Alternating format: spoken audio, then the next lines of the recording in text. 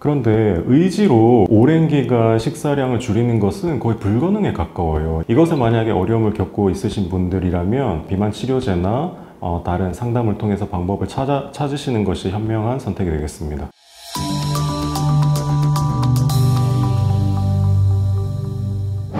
안녕하세요. 저는 고려대학교 안암병원 비만대사센터에서 근무하고 있는 권영근이라고 합니다. 비만이 질병인 거는 이제 의심의 여지가 없는 부분이고요. 동반질환이 하나 둘씩 생기기 시작하고 과도한 체중 때문에 삶의 질이 뚝뚝 떨어지기 시작한다. 이러면 필히 병원에 오셔서 상담을 받는 게 좋을 것 같습니다. 크게 수술적 치료 방법, 비수술적 치료 방법 이렇게 나눌 수가 있는데, 비수술적 치료 방법은 식사나 운동치료, 약물치료 이렇게 나눌 수 있습니다. 고도비만 환자, BMI가 30이 넘어가는 이런 분들은 비수술적 치료 방법으로 달성하기가 매우 힘듭니다. 그래서 이제 수술적 치료 방법이 필요한 것이고, 비만대사 수술이 바로 그것입니다. 비만대사 수술은 위의 일부를 절제하거나 우회를 해서 그 효과로 체중 감량을 유도하는 치료 방법입니다. 급여 혜택을 받기 위해서는 BMI 지수가 30이 넘어가야 되고, 35 사이 구간에서는 동반질환이 1개 이상 가지고 있는 상태여야 되고, 35가 넘으면 동반질환 여부에 상관없이 수술을 받을 수 있겠습니다.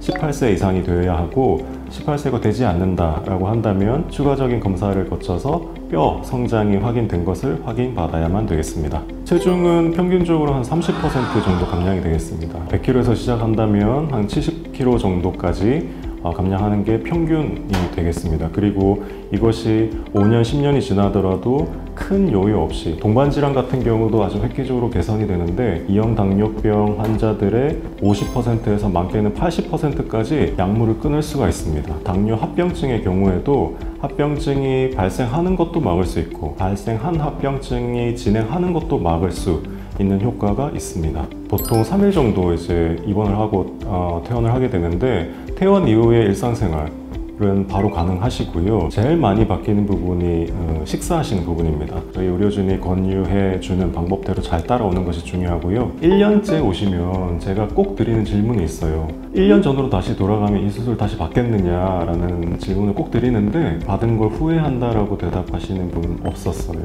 그만큼 나아진 삶의 질에 만족을 하고 생활하시고 계신다는 의미죠. 저희 비만대사센터는 고려대학교 안암병원에서 환자 만족도가 가장 높은 진료과입니다. 비만으로 인한 동반질환으로 인해서 임신이 어려운 분들이 수술 이후에 임신을 다시 시도하는 경우가 많은데, 임신 소식을 전해주시는 경우도 있고, 인터넷에 찾아보면 온갖 다이어트 방법, 비법들이 횡행하고 있는데, 중요한 것은 그 원칙, 기본을 잘 찾아가는 것이 중요하다고 생각합니다. 일단은 식사량을 감소하는 것은 맞겠고, 그 다음에 그 와중에 단백질의 섭취량을 일정 부분 유지를 하고, 미세 영양소 섭취를 게을리하지 않고 단당류 섭취를 줄이는 것, 이것이 다이어트의 키포인트라고 할 수 있겠습니다. 그런데 의지로 오랜 기간 식사량을 줄이는 것은 거의 불가능에 가까워요. 이것은 비과학적이고 거의 불가능하다고 이미 밝혀져 있는 것이라서, 이것에 만약에 어려움을 겪고 있으신 분들이라면 비만 치료제나 다른 상담을 통해서 방법을 찾으시는 것이 현명한 선택이 되겠습니다.